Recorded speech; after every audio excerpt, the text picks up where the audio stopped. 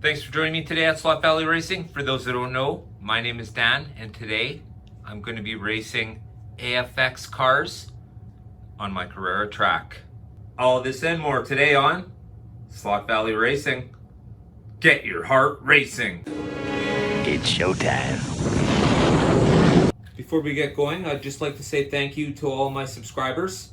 Thank you very much. I absolutely appreciate it, and I would certainly be lost if I did not say thank you to all my members. Guys, it's your support that helps me get all these projects going through, and I do appreciate it. Thank you very much. All right, so what we're doing here today is we're going to run these two AFX cars on this Carrera Evolution track. There's no tricks here. This is exactly as it is. So let's have a look at what we have going on first. All right, so what we're looking at here, this is my AFX Mega G Plus tool, I guess, parts kit. Because I've purchased a lot of front tire pit kits over the years, I have a lot of extra parts, especially shoes. You can see these shoes I've already worked on, but we'll get into that in a second. So what you're gonna do is, first off, you're probably gonna wanna use the 1.7 chassis. It's just a little bit longer, and the shoes are a tad longer as well. Okay? So I've chosen the Heritage. Absolutely fantastic looking car. And of course, this beauty of a GT 350 right here. This car is absolutely fantastic. AFX did a great job with it. Absolutely. I'm sure you guys can agree with me. So what we're gonna need here, of course, we're gonna need 2 pairs of shoes. So there we go, and I already have a set down here. Okay, so here's the plan. The AFX shoe is shaped exactly like this. I know, but I guess it's easier cost for them. What we need to do to it is just put a slight curve on it so that it moves across the Carrera track a lot better. So here's an example of an AFX shoe if you're not sure what I was talking about. Clearly you can see it's a 90-degree angle. That's pretty crazy when you think about it. Even on an AFX track, that's really hard. It hits really hard. So what we're gonna do is, we're just gonna round them off a little bit, and I'll show you what that looks like. So this one's a little distorted. This is not an actual one that I'm using. Thank goodness I have a whole tray full of them. But you can see how I've rounded it off slightly. So that's what we'll be doing. All right, so here we are looking at the Heritage with the shoes already completed. You can see they're rounded off there, and they go over the track really nice. Let's talk about this pin here. So this pin is just a steel guide pin with a piece of a pen, literally a ballpoint pen, that I've cut the size.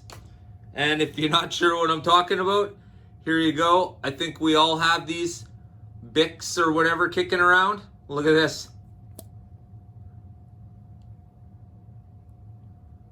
Perfect.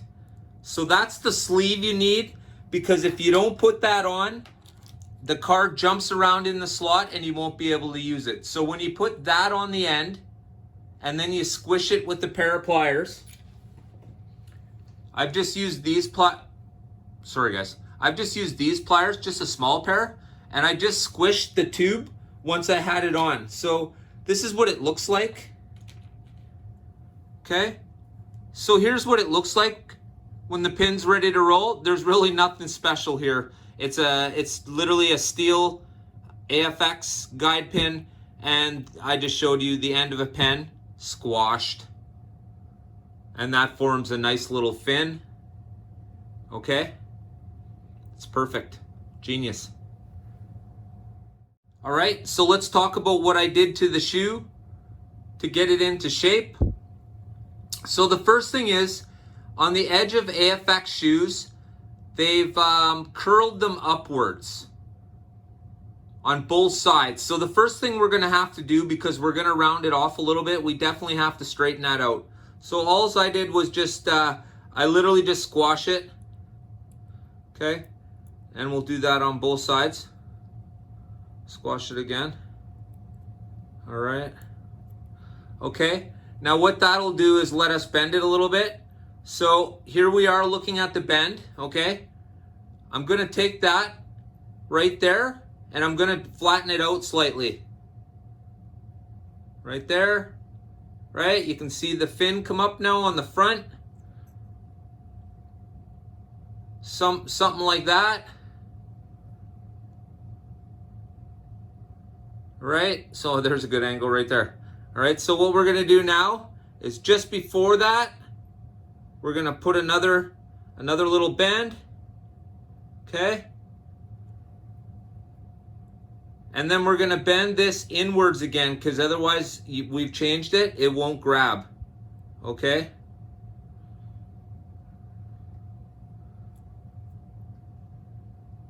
All right, now, let's see what we got here. Okay, you see that? That'll float over the table way better.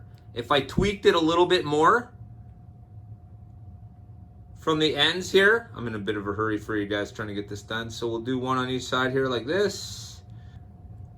All right, this is it right here. See that? So that's what you want it to look like. Just like that. And now we're gonna bend the nose in a little bit.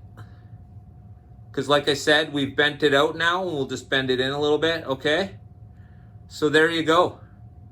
So that's an altered shoe that you'll be able to use on your cars on the Carrera track. Complete genius. So for anybody who's driving an analog track, a large scale analog track, this could easily be you just by following what I showed you, the instructions to make the cars work on the track. It's not difficult at all. In fact, it's pretty simple. You'll laugh and you'll have lots of fun trying it out. So here we go. Notice how quiet it is. No clack, clack, clack.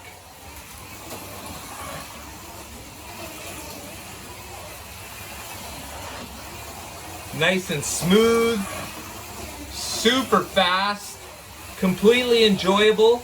And ladies and gentlemen, we have room to enjoy driving our H.O. cars. This is genius. I love this. This is my new H.O. track. Not really. I still have Slot Valley Racing. But this is awesome. Well, let's put the GT350 on the track and see how she goes. GT350.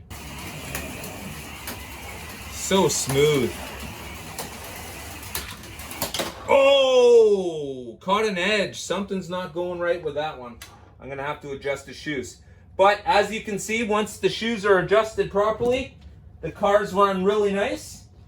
Absolutely enjoyable. Oh, I didn't even bend these ones, that's why. Okay, so that's what happens when you don't bend the shoes. Let's run that again. It's because when it goes over the digital crossover, here it comes. Oh, you see?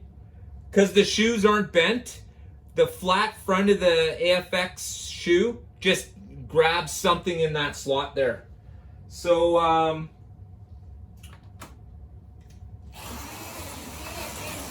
once again, here's the shoes bent properly. Oh, and a little demolition. And remember, this is 14.6 volts, so this is perfect for H.O, as you can see. Triggers all the way down.